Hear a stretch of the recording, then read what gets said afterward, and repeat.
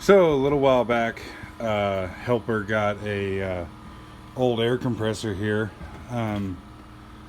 because we're total dorks for all the old stuff, and just get an absolute kick out of all this old shit.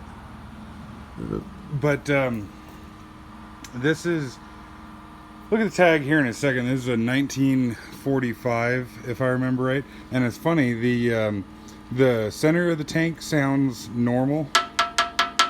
You know, maybe, I don't know, quarter, 3/16, something like that. But these end caps here sound like they're fucking half-inch or something. You know, this was back in the day when shit was meant to last for decades and decades and decades. And sure has. We got this from a friend that is also a dork for all this old stuff and everything, and he used this compressor a couple years ago, and you know, yeah, famous last words, you know, ran when it was parked or whatever. But I, you know, fully believe that we can just put gas in this thing and fire it up.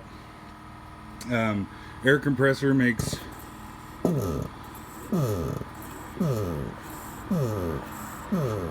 happy air compressor noises like it should.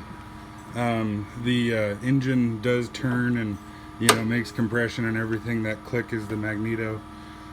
Unfortunately, the clutch on here is screwed up, so it won't release, and the, you know, the handle portion for the end of it there is broken off. But it's a single cylinder Wisconsin. I forget what model, ABA, I guess. But yeah, single cylinder Wisconsin, rope start only, with a cute little oil bath air cleaner, which I think is pretty cool.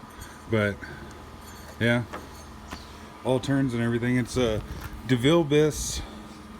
Where is it? If I'm remembering right, yeah, DeVille Biss air compressor on a Westinghouse tank from, yeah, 1945. And I just think some of this shit's just so freaking cool. The dipstick for the compressor here, granted, you know, could use some fresh oil, but just the fucking dipstick for the compressor is a solid chunk of cast aluminum.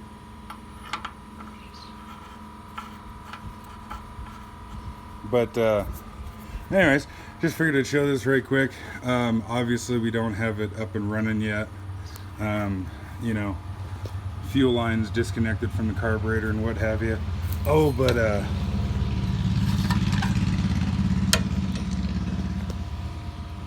so inside of the fuel tank here, focus, how about that? However many decades old this thing is, and fuel tank almost looks like new on the inside anyways. But anyways, I guess reason for video here was not only just to kind of show this thing, and you know, he approves of it, but also, if anybody has any more information on this thing, or is familiar with these or whatever, or hell, I don't know, even, you know, I'm sure there's some hot rod guy out there who could recognize what frame that is. To me, this looks like the front end of a old car that was turned into a trailer. You know, maybe, I'm sure somebody out there recognizes what this is. Really bitchin' old jack on his shit, I don't know, 3/4 inch or something, round stock. Works like a dream. But yeah, anyways, if anybody can shed some light, any more information on this, and if by any chance somebody has a clutch handle for one of these things, the plan is to completely and totally restore this thing. Hell, if, you know, anybody's got service manual or parts for the compressor or whatever, thankfully it seems like most of the engine parts are still pretty easy to come by. but not the clutch parts, unfortunately, because not every engine came with the clutch on here, and you can see that it was a the clutch was an add-on after the fact. And my big Champion is the same way too, where you can see there's some bracketry where they've moved the engine back to be able to get the clutch on there, but the clutch is a pretty fantastic feature if it's working right. But anyways, yeah, cool old shit.